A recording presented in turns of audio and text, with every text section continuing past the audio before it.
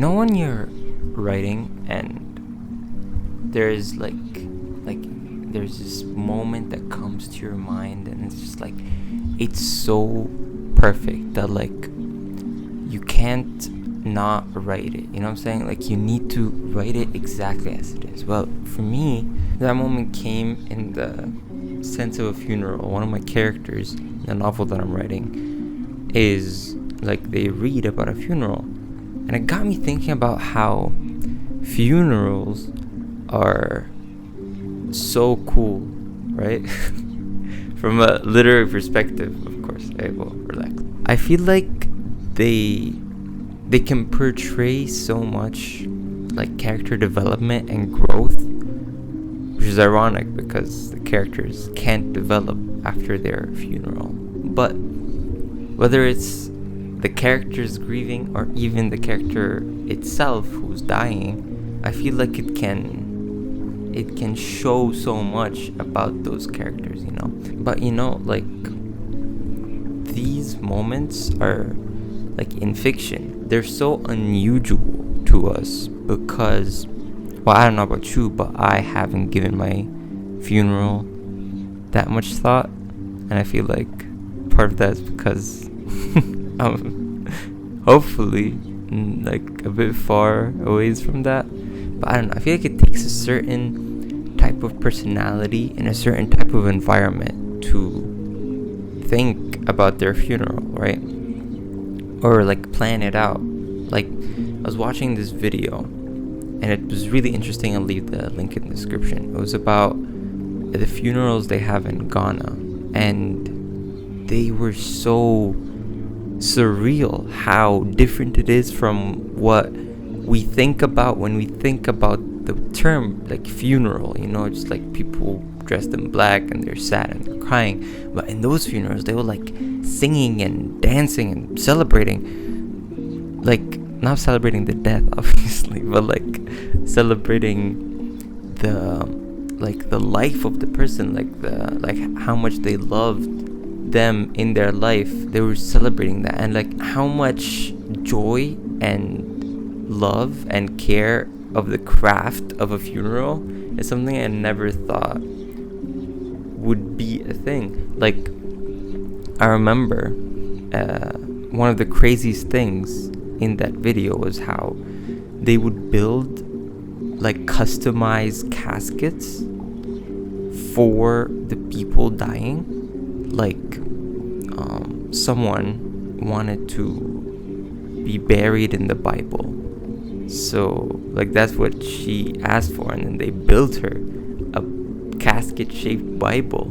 It's so cool. It's so insane. But I feel in reality, this not real. Obviously it's real, but especially in this Western culture centric world that we live in, right? Is that this is so strange because there's this notion of funeral stagnation equals funeral sanctity, which I feel is so ridiculous that it feels disrespectful to do anything outside of the normal funeral for no reason at all, for no reason other than just society. So the real reason that society frowns upon these what you would consider atypical funerals from a Western culture perspective is, as Caitlin Doughty points out in her book From Here to Eternity, is that funerals in Western society have become these businesses. Is that the government just wants everyone who dies to have these super expensive, high markup funerals so that they can make money, right? And that's why they put so many limitations and restrictions on funerals. Oh, you have to have a funeral license, and this and that, and you have to they put so many restrictions on funerals that are not just a casket and then you're going down on the little elevated thing, like you're descending to hell. Knowing, like, with this context, it just feels like what's really ruining the sanctity of these funerals, or of this, like, death and life and ceremony, is government greed.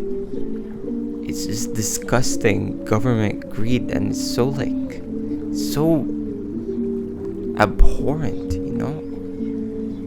Please like and subscribe. In fiction, however, all this typical, atypical funeral nonsense is thrown out the fucking window. Funerals in fiction are the funerals that we want for ourselves, and, like, they can show so much about us, or so much about culture and personality. Some writers can do them so well to either portray culture, like the culture of the funeral, the context, like in one of the 4 classical Chinese novels, Death of the Red Chamber, where accuracy of the funeral scene in that book is so accurate, it's, like, borderline, and, like, considered by many people like an anthropological thick description of the time. That's how deep it can get. Like, that's how beautiful it can get, and that's how integral funerals are, or can be, to our society. And they can also convey, like, humanity, like how in Middlemarch, a English classical novel by George Eliot, someone dies and they want to stick it to everyone in their life. They plan the most intricate and complicated funeral possible just to spite them, but accidentally they create, like, the most inspired and creative work that they have ever made. And it's such a sad realization that it literally conveys the whole aspect of people don't value something until after they died. But in this case, it's like a literal manifestation of that, and it's such a complex dynamic of, like, people at the funeral and his thoughts while making the funeral.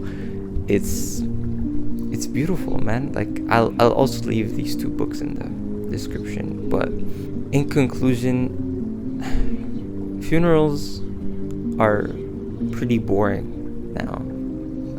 I'll say it. I mean, I know that, like, there's sanctity and whatever, and a lot of people just want a typical funeral, or they honestly don't care. But I feel like funerals can be so much better and so much more meaningful to us as a society and as grieving individuals. So go plan your funeral and watch another one of my videos.